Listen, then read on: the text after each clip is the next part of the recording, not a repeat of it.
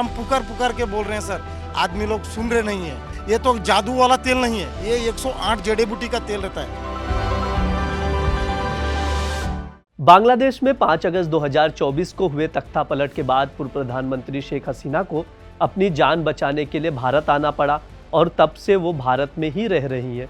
अब बांग्लादेश की अंतरिम यूनिस सरकार ने भारत को डिप्लोमेटिक नोट भेजकर शेख हसीना को वापस लौटाने की मांग की है। यूनिस सरकार ने हसीना के खिलाफ हत्या, अपहरण और देशद्रोह जैसे गंभीर आरोपों में 225 से ज़्यादा मामले दर्ज किए हैं। इसके साथ ही ये चेतावनी दी गई है कि हसीना की भारत में मौजूदगी और उनके बयानों से दोनों देशों के रिश्तों में तनाव बढ़ सकता है। भारत और बांग्लादेश के बीच प्रत्यार्पण संधि 2013 में हस्ताक्षरित की गई थी और 2016 में से संशोधित किया गया था। यह समझौता मुख्य रूप से आतंकवाद और उग्रवाद से निपटने के लिए था और इसका उद्देश्य उन अपराधियों को प्रत्यार्पित करना था जो राष्ट्रीय सुरक्षा के लिए खतरा उत्पन्न करते हैं। इस संधि के तहत दोनों देशों ने यह तय किया था कि वे एक दूसरे के भगोड़ों अपराधियों को प्रत्यार्पित करेंगे और चाहे वे किस क्षेत्र में अपराध कर रहे हों।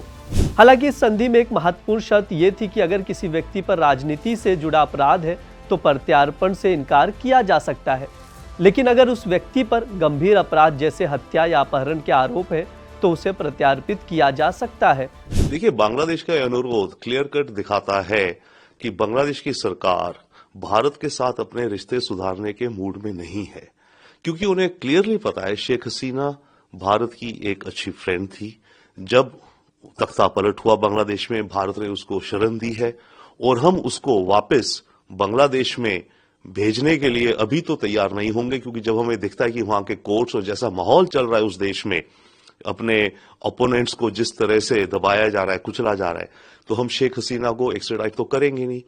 ऐसे में बांग्लादेश के अंदर भारत के खिलाफ और मोमेंटम बनेगा एंटी इंडिया कि देखिए इंडिया हमारे साथ कोऑपरेट नहीं कर रही है, शेख हसीना को वापस नहीं भेज रही है। 2016 में किए गए संशोधन के अनुसार अब प्रत्यार्पण के लिए केवल अदालत द्वारा जारी वारंट पर्याप्त है और इससे हसीना के लिए मुश्किलें उत्पन्न हो सकती हैं।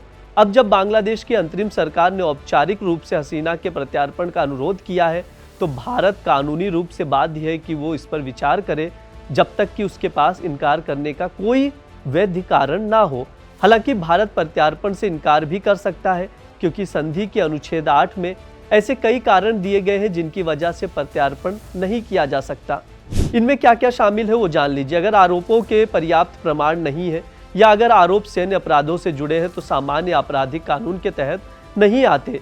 अगर भारत हसीना का प्रत्यार्पण नहीं करता तो इससे नई दिल्ली और ढाका के बीच राजनीतिक तनाव उत्पन्न हो सकता है, ऐसे दावे किए जा रहे हैं। दूसरी ओर अगर हसीना का प्रत्यार्पण किया जाता है तो ये बांग्लादेश के भीतर विभिन्न राजनीतिक गुटों के लिए विवाद का कारण बन सकता है और भारत के लिए भी इसके दूरगामी प्रभाव हो सकते हैं।